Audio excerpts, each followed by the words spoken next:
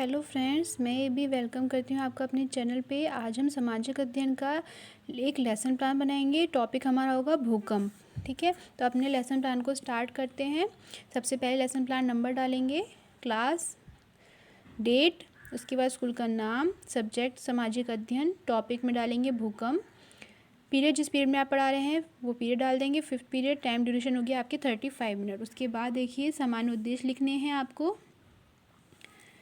मैंने 6 पॉइंट लिखे हैं, आप इसको कम भी कर सकते हैं। सामान्य उद्देश्य में अगर कम करना चाहें तो 3 से 4 पॉइंट भी लिख सकते हैं। फिर लिखेंगे विशिष्ट उद्देश्य, फिर लिखेंगे सहायक सामग्री, जिस सामग्री का आपने प्रयोग किया है, चौक, डस्टर, श्यामपट्ट व अन्य आवश्यक सामग्री। अगर आप यहाँ पर कोई मॉडल प्रयोग कर रहे हैं तो आप यहाँ पर मॉडल भी लिख सकते हैं। विधियाँ, मैंने प्रश्नोत्तर व्याख्यान विधि का प्रयोग किया है, तो ये विधियाँ होंगी प्रश्नोत्तर व्याख्यान विधि। पूर्व ज्ञान में डालेंगे सभी छात्र विषय संबंधी सामान्य जानकारी रखते हैं। उसके बाद अपना लेसन प्लान का फॉर्मेट बनाएंगे। ये आपका लेसन प्लान का फॉर्मेट है। पाठ्य वस्तु, उद्देश्यों का विशिष्टीकरण, शिक्षक कथन व क्रिया, छात्र क्रिया, शिक्षण विधि, श्यामपट्ट कार्य और मूल्यांकन। सबसे पहले आपने यहाँ पर पूछना है बच्चों को प्रस्तावना पृष्ठ। प्रस्तावना पृष्ठ पूछेंगे आप, 3 से 4 क्वेश्चन होंगे। यह आपने बच्चों से प्रश्नोत्तर विधि करिए। आप छात्र क्रिया में क्या लेंगे, प्रश्न, जब आप प्रश्न कर रहे हैं। छात्र क्रिया क्या होगी, उत्तर, जो आप उत्तर देंगे। शिक्षक कथन में यानी छात्र अध्यापिका कथन में प्रश्न और छात्र क्रिया में उत्तर। ये आपने प्रश्नोत्तर विधि का प्रयोग किया तो यहाँ पर आ जाएगी प्रश्नोत्तर विधि। प्रस्तावना प्रश्न पूछने का क्या उद्देश्य है, ये आपने उद्देश्यों के विशिष्टीकरण में डाल दिया। अंतिम प्रश्न में छात्र निरुत्तर हो जाएंगे, तो ये हो गया आपका समस्यात्मक प्रश्न। उसके बाद अपने उद्देश्य कथन को बताएंगे। उद्देश्य कथन बताने का क्या उद्देश्य है, ये उद्देश्य के विशिष्टीकरण में डालेंगे। कैसे बताएंगे कक्षा में, तो छात्रों आज हम लोग भूकंप के बारे में विस्तृत अध्ययन करेंगे। छात्र क्रिया क्या होगी, सभी छात्र आपको ध्यानपूर्वक सुनेंगे।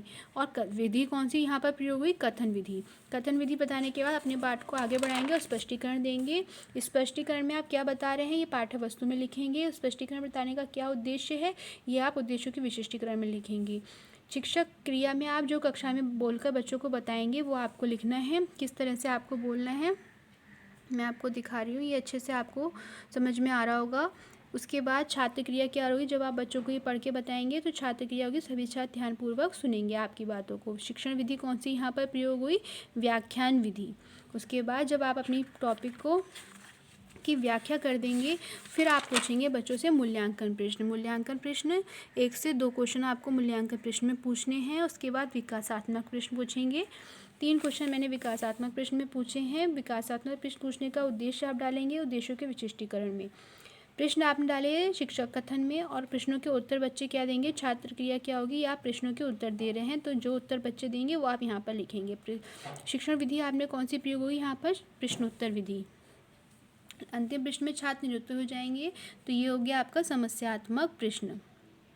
फिर आप अपने स्पष्टीकरण को आगे बढ़ाएंगे और भूकंप तरंग के प्रकार आप बता रहे हैं तो ये पाठ्य वस्तु में डालेंगे। उद्देश्य बताएंगे अपने जिस टॉपिक को, जिस भी चीज़ का आप स्पष्टीकरण कर रहे हैं उसका उद्देश्य क्या है, ये आप उद्देश्यों के विशिष्टीकरण में लिखेंगे। फिर आप स्पष्टीकरण देंगे। स्पष्टीकरण में आपको क्या बताना है वो आप यहाँ पर छात्र अध्यापिका कथन में लिखेंगे। सभी छात्र क्या करेंगे, ध्यानपूर्वक सुनेंगे। छात्र क्रिया में सभी छात्र आपकी बात को ध्यानपूर्वक सुन रहे हैं तो सभी छात्र ध्यानपूर्वक सुनेंगे। शिक्षण विधि कौन सी यहाँ पर प्रयोग हुई, व्याख्यान विधि। पूरी व्याख्या लिखने के बाद भूकंप के बचाव आपने बताए हैं। पाठ्यवस्तु में जो आप बता रहे हैं वो पाठ्यवस्तु में डालेंगे। बताने का क्या उद्देश्य है वो आप उद्देश्यों के विशिष्टीकरण में बताएंगे। शिक्षक क्रिया में आप उपाय बता रहे हैं तो यहाँ पर उपाय लिख देंगे। छात्र क्रिया क्या होगी, सभी छात्र ध्यानपूर्वक सुनेंगे। शिक्षण विधि यहाँ पर हो गई व्याख्यान विधि। जो आप बच्चों को बता रहे हैं वो बच्चों को समझ में आ रहा है यानी इसके लिए आप बीच बीच में मूल्यांकन प्रश्न पूछेंगे। व्याख्यान विधि के बाद आपने यहाँ पर डाला श्यामपट्ट कार्य। श्यामपट्ट कार्य में भूकंप के बारे में आप बता रहे हैं तो आप जो मेन पॉइंट है वो आप श्यामपट्ट पर बच्चों को लिखकर बता सकते हैं। मैंने देखिए क्या लिखा है, भूकंप आने के कारण बताए हैं, तो ये 5 पॉइंट मैंने श्यामपट्ट पे लिख दिए हैं। श्यामपट्ट कार्य लिखने के बाद आपको शिक्षक क्रिया में डालना है निरीक्षण एवं लेखन कार्य। सभी छात्र श्यामपट्ट पर लिखित सारांश को अपनी अभ्यास पुस्तिका पर उतारेंगे और अध्यापिका स्वयं कक्ष में घूमकर उनका निरीक्षण करेंगी। ये आपकी हो गई शिक्षक क्रिया। लेखन एवं निरीक्षण कार्य में छात्र क्रिया क्या होगी, सभी छात्र श्यामपट्ट पर लिखित सारांश को अपनी अभ्यास पुस्तिका पर उतारेंगे। ये आपकी हो गई छात्र क्रिया। शिक्षण विधि कौन सी यहाँ पर प्रयोग हुई, लेखन विधि, क्योंकि छात्र अपनी पुस्तक में लिख रहे हैं तो विधि आपने प्रयोग करी यहाँ पर लेखन विधि। फिर आप मूल्यांकन प्रश्न पूछेंगे, जो आपने बच्चों को समझाया है उनको समझ में आया है नहीं, इसलिए आप मूल्यांकन में मूल्यांकन प्रश्न पूछेंगे। 2 क्वेश्चन मैंने मूल्यांकन प्रश्न में पूछे हैं, वह मैंने यहाँ पे लिखे हैं। सबसे लास्ट में गृह कार्य लिखा है, बच्चों को गृह कार्य देंगे और आपका पाठ यहाँ पे समाप्त हो जाएगा। गृह कार्य में पाठ्य वस्तु डालेंगे, गृह कार्य देने का क्या उद्देश्य है, उद्देश्यों के विशिष्टीकरण में डालेंगे। यहाँ पर आपने गृह कार्य डाले और शिक्षक क्रिया में डायरी पर गृह कार्य नोट करेंगे। लेखन विधि कौन सी यहाँ पर प्रयोग होगी, शिक्षण विधि, लेखन विधि। ये तो ये आपका एक और लेसन प्लान कंप्लीट हुआ। जल्दी नेक्स्ट दूसरे लेसन प्लान में मिलते हैं, दूसरी वीडियो में मिलते हैं। कमेंट करके मुझे ज़रूर बताइएगा कैसी लगी मेरी video. Thank you, bye bye.